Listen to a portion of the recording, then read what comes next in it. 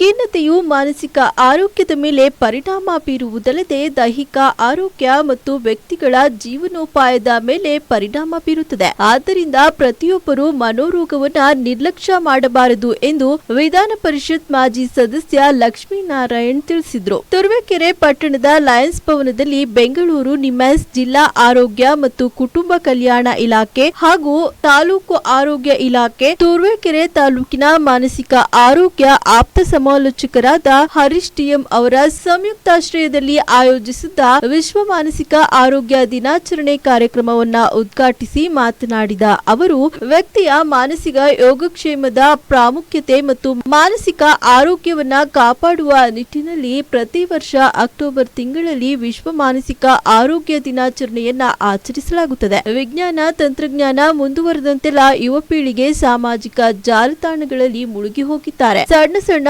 ವಿಷಯಗಳಿಗೂ ಹೆಚ್ಚು ಆಲೋಚಿಸುವುದು, ಬದುಕೆ ಮುಗಿಯಿತು ಎಂದು ಆತ್ಮಹತ್ಯೆ ಮಾಡಿಕೊಳ್ಳುವುದು ನಡೆಯುತ್ತಿದೆ. ಇದಕ್ಕೆಲ್ಲ ಮಾನಸಿಕವಾಗಿ ಸದೃಢರಾಗದಿಲ್ಲದಿರುವುದು ಕಾರಣವಾಗಿದೆ ಎಂದರು. ನಂತರ ಸಮುದಾಯ ಇಲಾಖೆಯ ಆರೋಗ್ಯ ಮನೋವೈದ್ಯಕೀಯ ವಿಭಾಗದ ಪ್ರಾಧ್ಯಾಪಕ ಡಾಕ್ಟರ್ ನವೀನ್ ಕುಮಾರ್ ಮಾತನಾಡಿ, 2006ರಿಂದ ನಮ್ಮ ನಿಮ್ಹಾನ್ಸ್ ಸಂಸ್ಥೆಯು ತಾಲೂಕು ಆರೋಗ್ಯ ಇಲಾಖೆಯ ಸಹಕಾರದೊಂದಿಗೆ ತುರುವೇಕೆರೆ ತಾಲೂಕಿನಲ್ಲಿ ಮಾನಸಿಕ ರೋಗಿಗಳಿಗೆ ಚಿಕಿತ್ಸೆ ಸೇವೆಯನ್ನ ಒದಗಿಸುತ್ತಾ ಬಂದಿದೆ. ತಾಲೂಕಿನಲ್ಲಿ ಸುಮಾರು 300ಕ್ಕೂ ಅಧಿಕ ಮಂದಿ ಮಾನಸಿಕ ರೋಗಿಗಳಿದ್ದು, ಈ ಪೈಕಿ ಸುಮಾರು 200 ಮಂದಿಗೆ ಆರೋಗ್ಯ ಇಲಾಖೆಯ ಮಾನಸಿಕ ಆಪ್ತ ಸಮಾಲೋಚಕರಾದ ಹರೀಶ್ ಅವರು ಮನೆ ಬಾಗಿಲಿಗೆ ತೆರಳಿ ಚಿಕಿತ್ಸೆ ಮಾರ್ಗದರ್ಶನ ನೀಡಿ ಬರುತ್ತಿರುವುದನ್ನ ಸಂಸ್ಥೆ ಶ್ಲಾಘಿಸುತ್ತದೆ. ಮಾನಸಿಕ ಆರೋಗ್ಯದ ಬಗ್ಗೆ ಮಾಹಿತಿಗಾಗಿ 1441ಗೆ ಉಚಿತವಾಗಿ ಕರೆ ಮಾಡಿ ಸಲಹೆಗಳನ್ನ ಪಡೆಯಬಹುದಾಗಿದೆ ಎಂದರು. ಇನ್ನು ಕಾರ್ಯಕ್ರಮದಲ್ಲಿ ಬೆಂಗಳೂರಿನ ನಿಮ್ಹಾನ್ಸ್ ಹೆಚ್ಚುವರಿ ಪ್ರಾಧ್ಯಾಪಕಿ ಡಾಕ್ಟರ್ ಆರತಿ ಜಗನ್ನಾಥ್, ನಿಮ್ಹಾನ್ಸ್ನ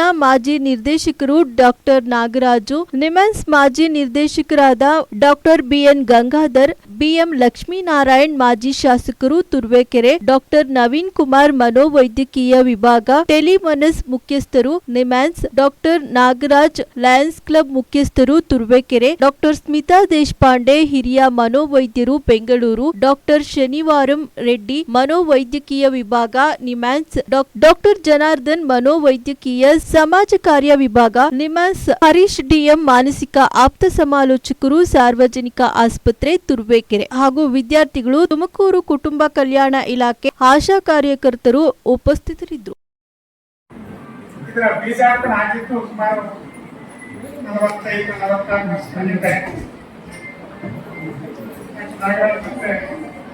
ನಾನು ಮಾತಾಡ್ತಾ ಇದ್ದೀನಿ. ಅವರೇನು ಕ್ಯಾಂಪ್ ಮಾಡೋಣ, ಒಂದೆರಡು ಕ್ಯಾಂಪ್ ನಂತರ ನನಗೆ ನಾನು ಹೇಳಿದ್ದು ಕೇವಲ ಒಂದು ಕ್ಯಾಂಪ್ ಮಾಡಿದ್ರೆ ಪ್ರಯೋಜನ ಇಲ್ಲ. ನಿರಂತರವಾಗಿ ಪ್ರತಿ 2-3 ತಿಂಗಳಿಗೊಂದ್ಸತಿ ಕ್ಯಾಂಪ್ ಮಾಡಬೇಕು. ಬರೀ ಅಡ್ವರ್ಟೈಸ್ಮೆಂಟ್ ಮಾಡಿ ಜನ ಸೇರಿಸೋದಲ್ಲ, ಬಂದಂತ ವ್ಯಕ್ತಿಗಳನ್ನ ನಿರಂತರವಾಗಿ ಚಿಕಿತ್ಸೆಗೆ ಒಳಪಡಿಸಿದ್ರೆ ಅದರಿಂದ ಜನಕ್ಕೆ ಪ್ರಯೋಜನ ಆಗ್ತದೆ.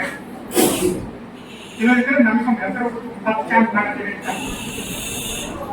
ಅದನ್ನು ನಾವು ಮನೆಗೊಂಡು ಪ್ರಯತ್ನ ಸಹಕಾರ ಕೊಟ್ಟು ಹಲವಾರು 84 ವರ್ಷಗಳಿಂದ ನಿರಂತರವಾಗಿ ಈ ಕ್ಯಾಂಪ್ ನಡೀತಾರೆ.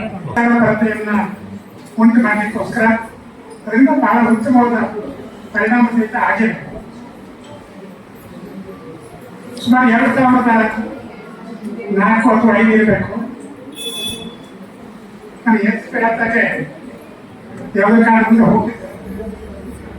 ಸ್ವಲ್ಪ ಕ್ರಾನಿಕ್ ಸಿಜೋಫ್ರೆನಿಕ್ paranoid type.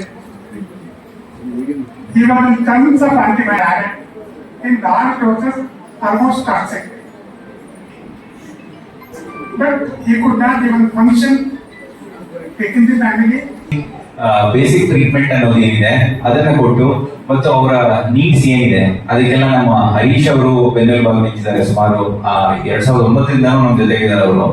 ಸೊ ಈಗ ಹರೀಶ್ಗೆ ಎಲ್ಲ ಪೇಷಂಟ್ಸು ಗೊತ್ತು ತುರುವೇಕೆರೆನಲ್ಲಿ ಎಷ್ಟು ಜನ ಇದ್ದಾರೆ, ಸುಮಾರು 300 ಜನ ಇದ್ದಾರೆ. ಅದರಲ್ಲಿ ಸುಮಾರು 100 ಜನ ನಮ್ಮ ಹತ್ರ ಬರ್ತಾರೆ ಅಂದ್ರೆ ಕ್ಲಿನಿಕ್ಗೆ. ಇವತ್ತೇ ಮಿಕ್ಕಿದವರ ಮನೆಗಳಿಗೆ ಹರೀಶ್ ಅವರೇ ಭೇಟಿ ಕೊಡ್ತಾ ಇದ್ದಾರೆ. ಇದಕ್ಕೆ ಬಹಳ ದೊಡ್ಡದಾದಂತಹ ಸಹಕಾರ ನಮ್ಮ ಪ್ರದೀಪ್ ಅವರಿದ್ದಾರೆ, ತಾಲೂಕು ಅಧಿಕಾರಿಗಳಿದ್ದಾರೆ, ತಿರುಪತಿ ಇದ್ರು ಮೊದಲು, ಅವರಿಗಿಂತ ಮೊದಲು ರಮೇಶ್ ಇದ್ರು.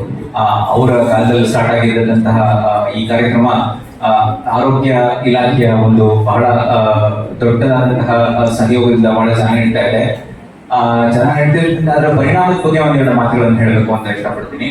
ಒಂದು, ಚಿಕಿತ್ಸೆಯ ಅಂತರ ಅಂತ ಹೇಳ್ತೀವಿ ನಾವು, ಟ್ರೀಟ್ಮೆಂಟ್ ಗ್ಯಾಪ್ ಅಂತ ಇಂಗ್ಲಿಷಲ್ಲಿ ಹೇಳ್ತಾರೆ.